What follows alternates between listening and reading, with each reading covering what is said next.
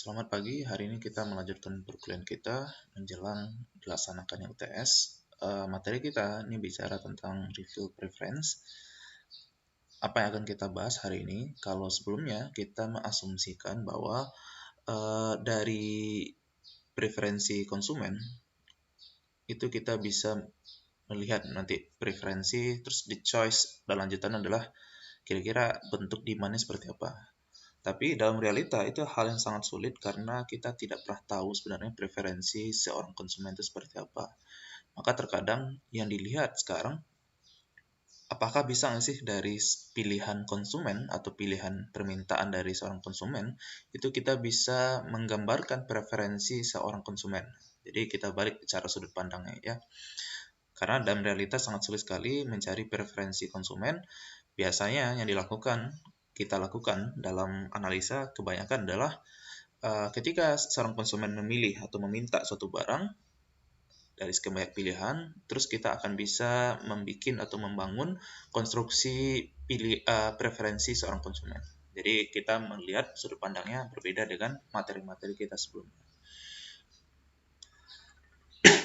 Jadi yang akan kita lakukan sekarang adalah dari perilaku konsumen, behavior-nya. Terus kita akan melihat bagaimana membangun atau menemukan preferensi konsumen. Ini asumsi preferensi yang selama ini kita gunakan adalah dia tidak berubah. Dengan ada diberikan data terbaru, dia tidak akan berubah. Terus strictly convex dan monotonic atau monoton ya. Kalau itu terpenuhi, yang convex dan monotonic itu, maka yang selama ini kita pelajari bentuk preferensinya itu pasti menjadi bentuk yang unik. Kita akan menemukan tingkat preferensi yang paling dipilih yaitu bentuknya yang unik ketika budget constraint bersinggungan dengan indifferent curve-nya. Oke, kita coba masuk pada materi kita. Misal di sini ada pilihan satu kumpulan barang misalnya, kita sebutlah X star gitu ya. Terus ada pilihan satu lagi Y, di mana Y sendiri itu bisa atau tersedia atau mampu dibeli oleh konsumen karena anggaran yang tersedia. Terus kita melihat bahwa X star itu lebih dipilih dibandingkan Y, maka kita bisa mengatakan X itu dinyatakan secara langsung atau bahwa itu lebih disukai dibandingkan Y. Walaupun di sana sebenarnya Y pun bisa ya karena anggaran tersedia. Di sini kita menggunakan kata direct preference revelation. Ini contoh. Ada 3 pilihan, ada X, Y, sama Z. Terus kita mengatakan bahwa X itu lebih dipilih oleh konsumen, maka kita secara langsung mengatakan bahwa X itu lebih disukai atau lebih dipilih dibandingkan Y, dan X lebih dipilih dengan Z. Kalau di sini mungkin Y secara rasional akan terlihat bahwa ini lebih sedikit, anggarannya juga ada tapi lebih sedikit, sedangkan di sini sesuai maksimum anggaran, ternyata yang dipilih oleh konsumen adalah X. Maka kita mengatakan bahwa di sini direct ya, secara langsung dia mengatakan bahwa X lebih disukai dibandingkan Z. Ini kesimpulannya bisa kita gunakan dari kurva sebelumnya bahwa nilai X itu secara langsung lebih disukai dibandingkan Y. Sekarang kita coba bagaimana menjelaskan indirect preference revelation. Misalkan X itu lebih secara langsung atau secara langsung dinyatakan bahwa dia lebih disukai dibandingkan Y. Terus Y lebih disukai dibandingkan Z, maka kita bisa mengatakan secara tidak langsung bahwa X itu lebih disukai dibandingkan Z. Jadi indirect ya, simbol kita I di sini. Kalau D secara langsung, I secara tidak langsung. Karena tidak ada pernyataan langsung mengatakan bahwa X lebih disukai dibandingkan Z. Tapi perilaku konsumen itu terlihat ketika dia memilih X dibandingkan Y, terus ketika ada barang Y sama Z ternyata dia lebih memilih barang Y, maka kita bisa mengatakan secara tidak langsung bahwa X lebih disukai dibandingkan Z. Ya, jadi kalau X lebih disukai secara simbol matematikanya, X lebih direct disukai dibandingkan Y, dan Y lebih disukai dibandingkan Z, maka kesimpulan yang bisa dikatakan adalah secara tidak langsung bahwa nilai X lebih disukai dibandingkan Z. Nah, ini contoh ketika Z itu tidak bisa dipilih karena tidak ada anggarannya, ini budget concern kita, tidak bisa kita pilih karena tidak ada anggaran untuk mencapai Z. Maka kita memilih X. Sedangkan kondisi ini, X tidak bisa kita pilih karena tidak ada anggarannya, tidak sesuai dengan anggaran kita ketika Y dipilih. Ya. Di sini ketika anggaran tersedia, dia milih X, sedangkan Z tidak terpilih karena anggaran tidak tersedia.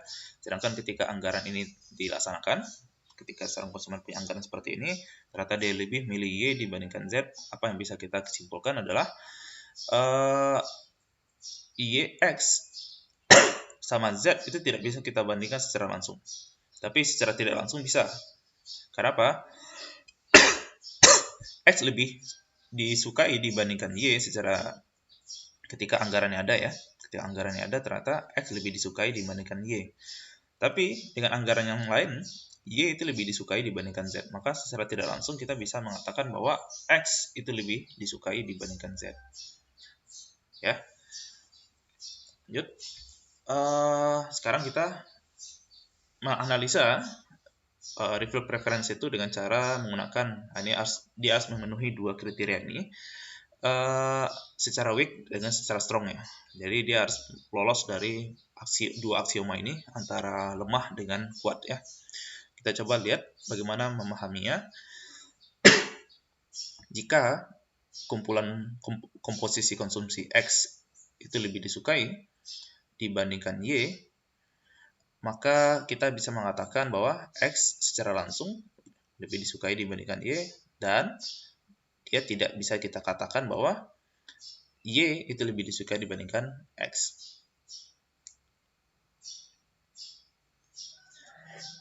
Sekarang kita lihat pilihan data itu kalau bisa tidak melanggar asumsi ini, aksioma ini ya. Dia tidak melanggar aksioma lemah dari refill preference-nya.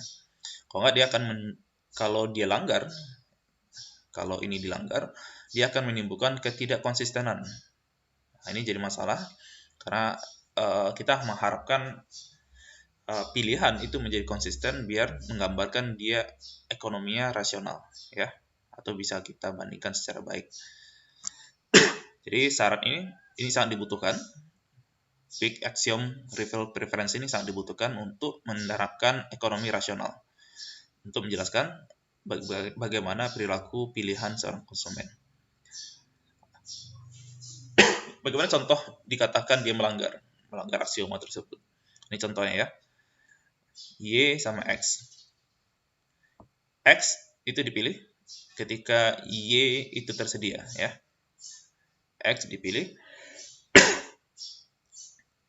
Dia memilih X ketika Y itu pun mampu untuk dia pilih sama dia. Maka kita mengatakan bahwa X lebih disukai dibandingkan Y.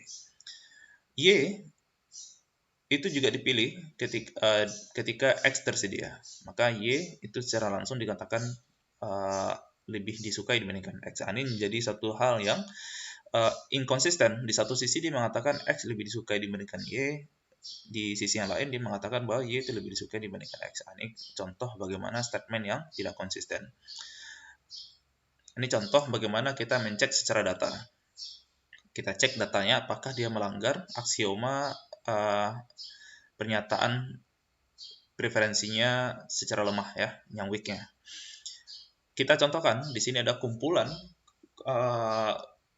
pilihan konsumen ketika dia punya harga. Ini contoh ya. Harga pertama ketika harganya 2, terus harga kedua itu senilai 2. Terus kumpulan yang dipilih oleh konsumen adalah dia akan mengkonsumsi barang X1 itu sebanyak 10 dan barang X2 sebanyak 1. Jadi ketika harga barang 1 itu seharga 2, barang 2 seharga 2, maka pilihan konsumen yang dia konsumsi adalah X1 sebanyak 10, X2 sebanyak 1. Terus ketika harga P1 seharga 2, sedangkan harga barang 2 seharga 1, maka komposisi pilihan konsumen adalah dia akan mengkonsumsi barang X1 sebanyak 5 unit, sedangkan X2 sebanyak 5 unit. Terus ketika harga barang 1 seharga 1, harga 2 seharga 2, maka komposisi pilihan konsumen adalah dia mengkonsumsi barang X1 sebanyak 5 unit dan barang X2 sebanyak 4 unit. Nah, ini kita akan mencoba mengkombinasikan bagaimana kalau seandainya harganya tetap komposisi 1 misalnya. Harganya P1-nya 2, P2-nya 2, tapi dia memilih kombinasi barang yang pilihan kedua sama pilihan ketiga. Jadi nanti selanjutnya bagaimana kalau seandainya dia memakai harga P1, P2 yaitu 2 sama 1, tapi komposisi barangnya adalah barang pilihan pertama 10 sama 1 sama pilihan ketiga 5 sama 4 dan seterusnya. Maka kita akan mempunyai 9 komposisi yang bisa terjadi. Jadi ketika harga barang 2 sama 2 dengan barang 10 sama 1, maka kan secara sederhana adalah 10 kali 2, 20, 1 tambah kali 2 itu 2, maka harga yang dikeluarkan oleh seorang konsumen adalah sebanyak 22. Terus ketika kalau dia memilih barang X1-nya 5, barang S2-nya 5, maka dengan harga 2 sama 2, itu dia mengeluarkan uang sebesar $20. Kalau barangnya sebanyak 5, barang 1 5, barang 2 yang 4, dengan harga barang 1 2, barang 2 2, maka harga yang dikeluarkan oleh konsumen adalah sebanyak 18. Selanjutnya seterusnya seperti itu ya. Maka kita akan punya sebanyak 9 kombinasi yang mungkin. Secara diagonal di sini, ini saya maksud dengan diagonal ya, yang saya merah ini, itu adalah komposisi yang dipilih oleh konsumen tadi, yaitu ketika harga 2 sama 2, ternyata yang dipilih adalah sebanyak 10 sama 1 unit. Maka dia mengeluarkan uang sebanyak 22. Ketika harga barang 1 2, barang 2 1, dia memilih pilihan barang yang dipilih adalah 5 sama 5, itu berarti dia mengeluarkan uang sebanyak 15. Ketika harga barang 1, barang 2 2, dia memilih barang 1 sebanyak 5, barang 2 sebanyak 4, maka harga yang dikeluarkan sama dia adalah 13. Nah, di sini kita melihat bahwa ketika ada pilihan seperti ini, dia tidak memilih 20 sama 18 ya, ketika artinya anggaran tersedia ya. Anggaran tersedia karena ini angka tertinggi. Di bawah itu berarti mampu dia beli sama dia, tapi tidak dipilih sama dia ya. Maka di sini kita mengatakan bahwa ini tidak dipilih oleh seorang konsumen. Walaupun anggaran tersedia karena dia mampu secara dua-dua aja dolar mampu dibayar sama dia, berarti di bawah itu mampu. Tapi ini tidak dipilih sama dia. Pilihan 5 sama 5 sama 5 sama 4 itu tidak dipilih oleh seorang konsumen. Begitu juga dengan yang di sini kita melihat bahwa ketika harga itu 2 sama 1, dia memilih komposisi 5 sama 5. 5 barang S1, 5 barang S2. Berarti dia punya anggaran sebesar $15 untuk komposisi barang tersebut, tapi dia tidak memilih hal tersebut, yaitu komposisi 5 sama 4. Maka kita mengatakan pilihan yang ketiga itu tidak dipilih oleh seorang konsumen. Nah, jadi masalah adalah di sini. Ini kita lihat, ketika dia milih 13, anggaran tersedia 13, berarti mampu dong beli barang seharga di bawah itu, yaitu $12. Tapi ini tidak dipilih. Pilihan 10 kombinasi 10 sama 1 tidak dipilih oleh sang konsumen. Nah, ini yang kita proksikan ke gambar yang lain. Ini D sama D berarti secara langsung dia mengatakan bahwa pilihan 1 itu lebih disukai dibandingkan pilihan 2 sama 3. Di pilihan yang selanjutnya dia mengatakan bahwa pilihan 2 itu lebih disukai dibandingkan pilihan ketiga. Nah, jadi masalah adalah di sini. Ya. Ini jadi masalah. Kenapa? Tidak muncul ketidakkonsistenan. Ketika dia mengatakan bahwa pilihan 1 itu lebih disukai dibandingkan pilihan 3, tapi ketika pilihan ketiga dia mengatakan itu lebih disukai dibandingkan pilihan 1. Ya. Pilihan 10 sama 1 secara langsung dia mengatakan bahwa itu lebih disukai dibandingkan pilihan 5 sama 4. Tapi di satu sisi yang lain dia mengatakan bahwa pilihan 5 sama 4 itu lebih disukai dibandingkan 10 sama 1. Nah, ini jadi inkonsisten ya. Berarti dia melanggar aturan bahwa jangan sampai dia melanggar weak axiom trivial preference. Kalau itu dilanggar berarti hasilnya adalah ketidakkonsistenan. Oke, kita coba satu lagi, asumsi yang tidak boleh dilanggar adalah strong. Bagaimana cara melihat strong? Ini contoh, kalau X itu lebih disukai secara langsung atau tidak langsung dibandingkan Y, maka kita mengatakan bahwa X dan Y itu tidak sama, maka kita bisa mengatakan bahwa Y itu secara langsung tidak langsung itu tidak akan pernah lebih disukai dibandingkan X, ya. secara tidak langsung kita bisa mengatakan, baik langsung atau tidak langsung, bahwa nilai Y itu tidak bisa dikatakan lebih disukai dibandingkan X.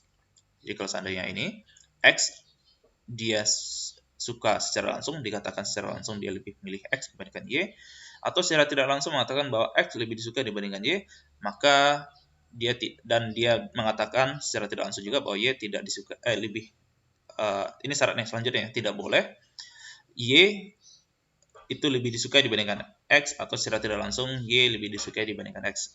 Ini salah satu syarat strong. Ini bagaimana kalau data itu dia memenuhi syarat weak, tapi dia melanggar yang strong gitu.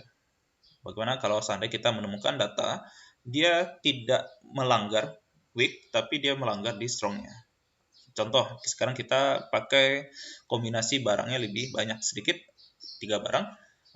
Karena ada 3 barang, ada 3 harga ya. Harga kombinasi barang ketika dia milih pilihannya ada 3 nanti ya. Maka dia milih A, B, sama C, pilihan A, B, C. A pilihan ketika harganya P1-nya 1, P2-nya atau harga barang 2 itu sebanyak 3, harga barang 3 sebanyak 10. Barang yang dipilih itu adalah barang 1 sebanyak 3, barang 2 sebanyak 1, barang 3 sebanyak 4. Pilihan B itu terjadi ketika harga barang 1 itu sebanyak 4, harga barang 2 sebanyak 3, harga barang 3 sebanyak 6. Maka pilihan yang dilakukan oleh konsumen waktu itu adalah barang 1 itu sebanyak 5, barang 2 sebanyak 5, barang 1 sebanyak 2, barang 2 sebanyak 5, barang 3 sebanyak 3. Dan seterusnya selanjutnya seperti itu di pilihan C juga sama ya, tidak beda dengan A sama B. Nah, sekarang kita pindahkan gambar itu kepada sini. Ketika dia milih A, berarti kan tadi ini, harga barang 1 dikali 3, berarti 3. 3 kali 1, 3 juga, berarti 6. Sekarang 3 tambah 3, 6. Ditambah 10 kali 4, 40 ya. 40 tambah 6, berarti ini 46. Kalau dia memilih dengan pilihan A, tapi dengan harga yang diperoleh dengan harga barang B, maka itu yang terjadi adalah 3 dikali 4, 12, ditambah 1 tambah 3, 12 tambah 3 berarti 15, 4 kali 6, 24, 24 tambah 15 ya, berarti 39. Seperti itu ya, cara melihatnya seperti itu. Pilihan dilakukan seorang konsumen adalah di sini 46 secara horizontal ya, diagonal itu ada 46, 41, 42 sama ada 3. Nah, di sini kita lihat nilai yang mungkin dilakukan oleh konsumen adalah 47 itu tidak dipilih karena tidak ada anggaran dimampu oleh konsumen. Tapi 46 di sini ini bisa, tapi tidak dipilih, maka secara kita bisa mengatakan bahwa A itu lebih disukai dibandingkan C. Pilihan A itu lebih disukai dibandingkan pilihan C.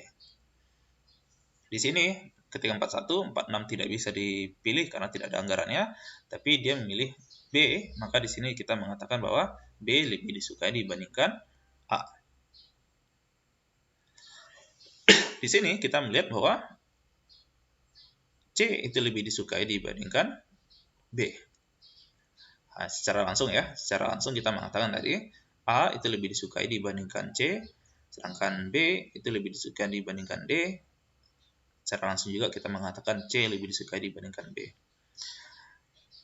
Yang secara tidak langsung seperti apa? Secara tidak langsung kita mengatakan A itu secara tidak langsung lebih disukai dibandingkan B. Kenapa? Karena ketika A sama C, dia lebih milih A. Ya. Terus ketika ada B sama A,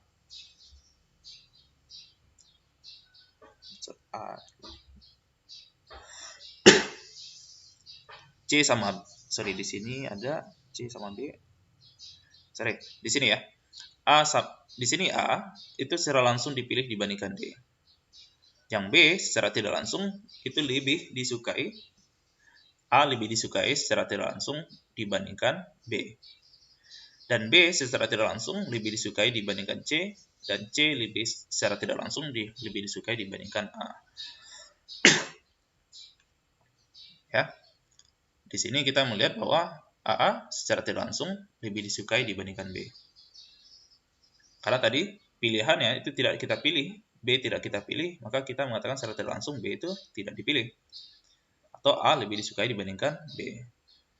Tapi di sini yang terjadi adalah apa yang akan terjadi? Komposisi ini menjadikan tidak konsisten. Karena tadi kita mengatakan A itu lebih disukai secara tidak langsung lebih disukai dibandingkan B, tapi dalam kondisi lain kita melihat bahwa nilai B itu lebih disukai dibandingkan A, ya. Dan ini pun tidak konsisten. C sama A ini. Ketika kita lihat A itu lebih disukai secara langsung dibandingkan C, sedangkan secara tidak langsung A itu lebih tidak disukai dibandingkan C.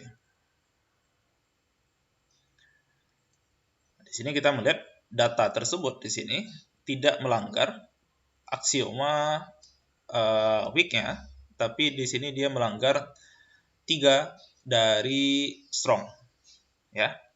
Nah, di sini pun akan muncul ketidakkonsistenan. Maka dalam membuat aksioma dia harus memenuhi tadi. Terkadang strong ini akan menjadi kondisi yang dibutuhkan atau syarat butuh dan syarat cukup untuk membuat suatu preferensi yang rasional. Jadi kalau seandainya itu tidak terpenuhi, maka kita tidak akan bisa membuat suatu preferensi yang bersifatnya rasional. Nah, sekarang kita contohkan bagaimana kalau dia memenuhi syarat strong. Jadi memenuhi syarat weak sama strong. Terus bisa nggak kita membuat kurva indifferent curve-nya? Nah, sekarang kita coba ya. Komposisi A itu adalah ketika harga 1 sama 2, harga 1, 1, harga 2, 1, maka barang yang dipilih adalah sebanyak 15 sama 15. Barang 1, 15, barang 2, 15. Ketika harganya 2 sama 1, P1-nya 2, P2-nya 1, maka barang yang dipilih adalah X1 sebanyak 10, X2 sebanyak 20. Dan seterusnya ya, cara bacanya seperti itu. Terus dia memilih barang yang dipilih adalah sebanyak A, itu adalah barang X1-nya 15, barang 2-nya 15. Sekarang kita coba lihat A secara langsung itu lebih disukai dibandingkan B, lebih secara langsung dipilih D. Cara sama nanti kalian bisa melakukan pilihan dengan cara sebelumnya telah kita pelajari ya. Terus di sini B tidak ada keterangannya karena tidak menunjukkan mana lebih baik. C tidak ada keterangannya, tapi di pilihan D ini ada keterangan lanjutannya bahwa D itu lebih disukai dibandingkan A, dan D pun lebih disukai dibandingkan B, dan D pun lebih disukai dibandingkan C. E itu lebih disukai dibandingkan A, lebih disukai dibandingkan B, dan lebih disukai dibandingkan C. Sekarang kita lihat di sini dia tidak melanggar asumsi yang lemah tadi ya. Secara langsung tidak ada yang dilanggar karena tidak ada yang bentrok di sini. Kalau secara indirect itu juga tidak ada yang dilanggar, ya, tidak ada yang dilanggar secara indirect di sini. Jadi artinya baik secara direct, indirect itu tidak ada dilanggar. Artinya di sini kita mengatakan bahwa baik secara weak atau strong itu tidak ada yang dilanggar di sini ya. Berarti data ini boleh. Karena tidak ada yang dilanggar baik secara weak sama strong, kita bisa coba bagaimana bentuk kurvanya, kurva preferensinya. Ini contoh. Ada beberapa kombinasi di sini A, ini B, titik B, ini titik C, ini titik D, dan ini titik E. Ya. Sekarang kita coba lihat bagaimana cara melihat A sama B dulu. Ya. Ini ketika A, harga sebanyak 1, harga barang 2 sebanyak 1 juga, komposisi barangnya adalah X1 sebanyak 15, X2 sebanyak 15. Maka di sini adalah preferensi yang dipilih oleh si konsumen dengan anggaran tersedia. Di A lebih disukai dengan sekian banyak komposisi yang bisa dipilih, dia memilih pilihan dari titik A. Nah, sekarang kita lihat ketika dibandingkan dengan B, ketika harganya P1 sebanyak 2, ya, sedangkan harga 2 sebanyak 1, komposisi barangnya adalah X1 sebanyak 10, X2 sebanyak 20. Di sini kita mengatakan A lebih disukai dibandingkan B, ya. Maka yang ada di bawah B ini itu tidak akan dipilih oleh si A, ya. Yang ini berarti kalau di sini masih A masih ada ya, A masih ada, sedangkan di sini pilihan si B berarti yang tidak dipilih sama si A yang bagian ini.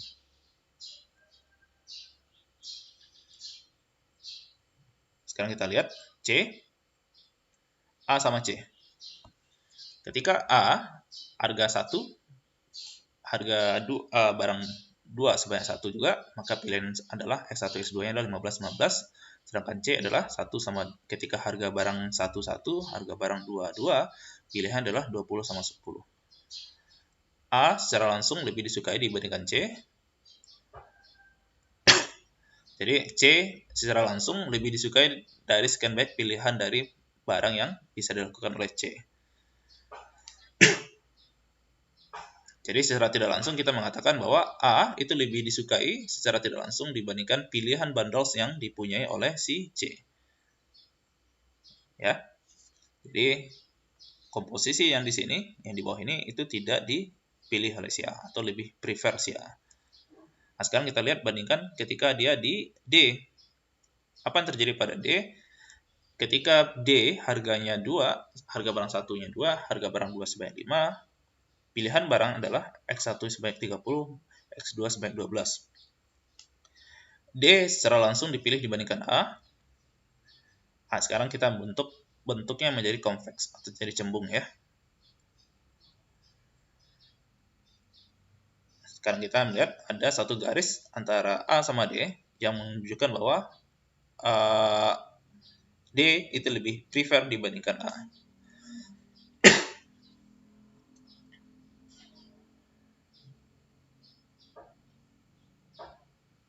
Jadi kita punya gambar kira-kira seperti ini ya. Gambar yang menggambarkan bahwa D kondisi lebih disukai dibandingkan A.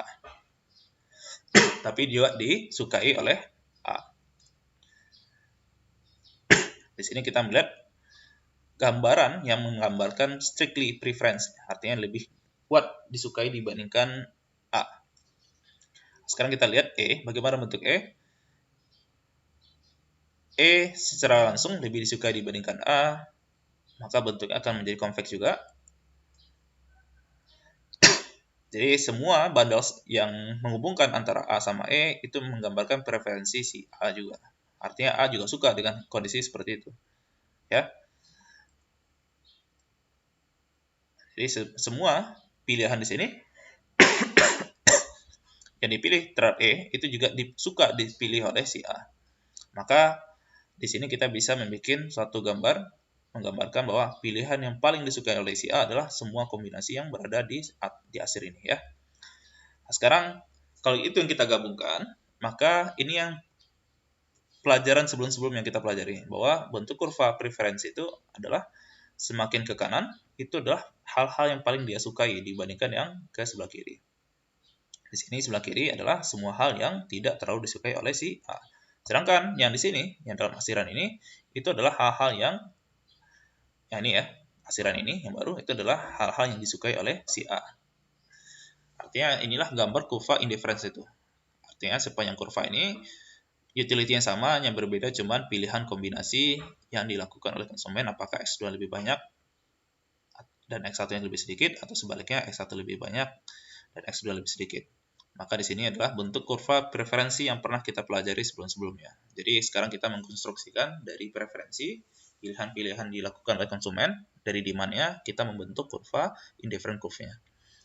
Nah, sekarang kita masuk pada indeks. Indeks ini sangat banyak dibutuhkan untuk menganalisa harga, termasuk nanti kalau di makro tentang perubahan harga, bicara tentang inflasi. Sepanjang waktu biasanya harga itu mengalami perubahan. Nah, sekarang apakah konsumen itu menjadi lebih baik atau menjadi lebih buruk? Jadi perubahan harga itu apakah akan membuat konsumen itu menjadi lebih baik atau menjadi lebih buruk? Nah, biasanya nanti yang paling mudah adalah kita melakukan suatu indeks atau melakukan suatu gambaran. Nanti kita lihat ya bagaimana cara mengindekskan harga. Ada dua cara. Bisa harga yang diindekskan atau kuantitasnya diindekskan. Sekarang pertanyaannya, kalau seandainya kita membandingkan dua waktu, antara misalnya tahun 2010 sama 2020, itu kan ada 10 tahunan. Dan itu di makro juga banyak digunakan nanti membandingkan harga ya. Sekarang pertanyaannya, apakah kita mau membandingkan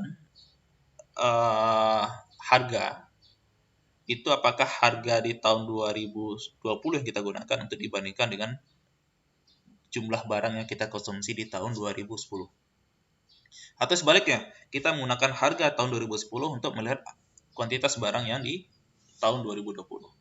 Atau sebaliknya bisa juga kombinasi yang lain adalah kita mau lihat jumlah barang yang kita konsumsi di tahun sebelumnya dikalikan dengan harga di tahun sekarang atau dikalikan dengan harga di tahun sebelumnya. Nah, sekarang artinya nanti kita bisa melihat dari dua sudut, apakah mau mengindeksnya secara harga atau mengindeksnya secara kuantitas. Ya.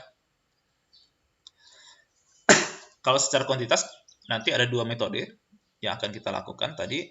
Kalau kita menggunakan di sini B ini berarti tahun dasar ya. Kalau contoh tadi tahun 2010, kalau seandainya kita mengatakan tahun dasar kita 2010, maka tahun dasarnya 2010.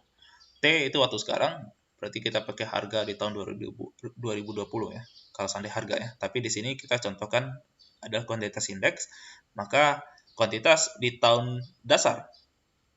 Kalau seandainya ada barang satu, berapa sih yang kita beli oleh konsumen? Ya, di tahun 2000, misal di sini barang 1 sama barang 2 ya. Barang 1 di tahun 2010 sebutlah suatu angka tertentu, sedangkan di sini X2 juga ada dia membeli barang sebanyak tertentu. Di tahun sekarang dia punya belanja sebanyak barang tertentu. Artinya di sini ada dua barang yang berbeda, jumlah barang yang berbeda ya. Di tahun dasar berarti tahun 2010, di sini tahun 2020. Harga yang akan kita gunakan, nah di sini akan jadi dilematis. Tadi saya katakan apakah kita menggunakan tahun dasar harga di tahun 2010 atau kita menggunakan harga di tahun 2020. Nah, di sini kalau seandainya kita menggunakan harga itu adalah kuantitasnya yang kita gunakan harganya adalah harga di tahun dasar, maka yang namanya adalah LSPRS ya, metode LSPRS Quantity Index. Jadi kalau seandainya kita menggunakan harga di sini, harga P1, P2 yang kita gunakan adalah harga di tahun 2010. Jadi 2010 di sini harga tahun 2010, harga tahun 2010, maka yang kita gunakan metodenya adalah LSPRS Quantity Index. Tapi kalau seandainya kita gunakan harga di tahun 2020 atau tahun sekarang, maka metodenya adalah PASE. Jadi beda PASE sama LSPRS itu tahunnya. Kalau seandainya tahun dasar, maka itu menggunakan metode LSPRS. Tapi kalau seandainya menggunakan harga tahun sekarang, maka dinamakan PASE. Ya. Dan di sini rumusnya sama di atas secara pembobotan ya. Kita lagi melakukan pembobotan di atas barang sekarang, di bawah tuh harga sebelumnya. Cuman yang berbeda di sini mau pakai harga kapan? Kalau pakai harga tahun dasar maka namanya LSPRS. Kalau dia pakai harga tahun sekarang namanya PASE. Apa yang bisa disimpulkan dari metode quantity index itu? Di sini contohnya ya. Kalau di sini P1 harga tahun dasar dikali X1 barang sekarang ditambah harga tahun dasar, harga 2 tahun dasar dikali jumlah barang X2 di tahun sekarang dibagi harga 1 di tahun dasar dikali sejumlah barang X1 di tahun dasarnya ditambah harga 2 di tahun dasar dikali X2 sejumlah X2 barang di tahun dasarnya. Itu kalau dia kecil daripada 1, kesimpulan ini kan kalau kita kalikan, kali silang ya. Ini yang penyebutnya kita kalikan dengan 1, maka ini akan menjadi P1B kali X1T tambah P2B kali X2T 2 itu lebih kecil dibandingkan P1B kali X1B tambah P2B tambah X2B. Di sini kita bisa menyimpulkan bahwa konsumen itu menjadi lebih baik di periode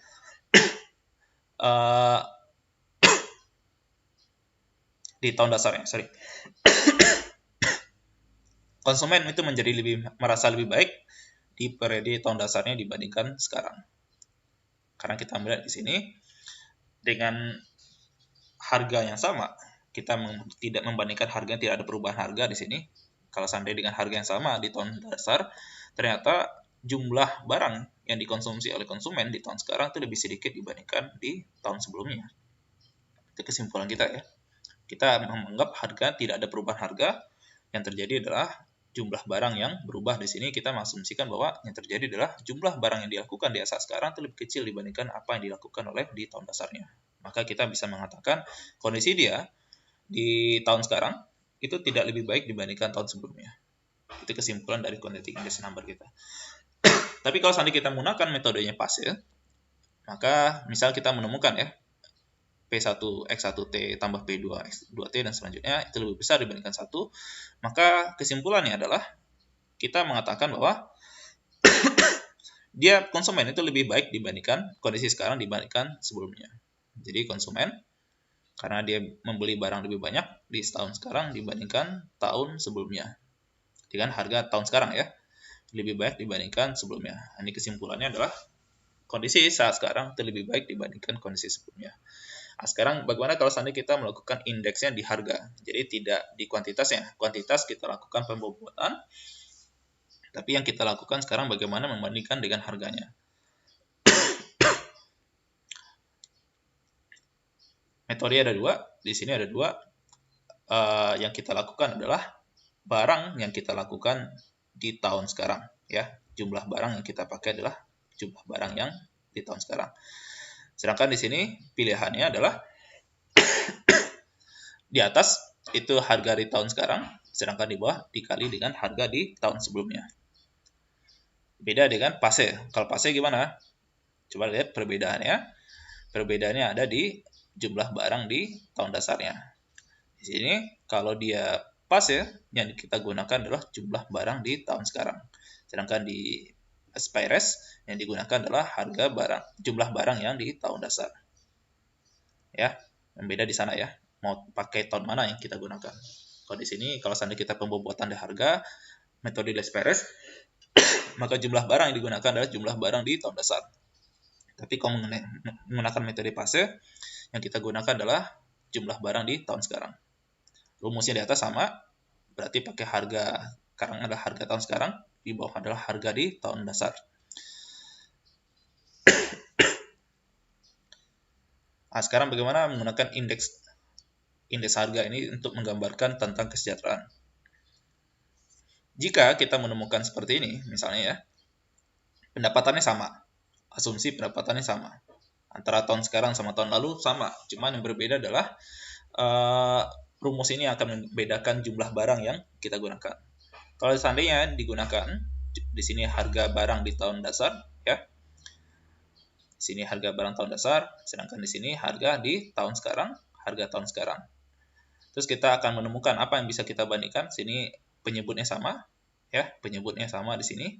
Maka kita cukup membandingkan pembilangnya saja.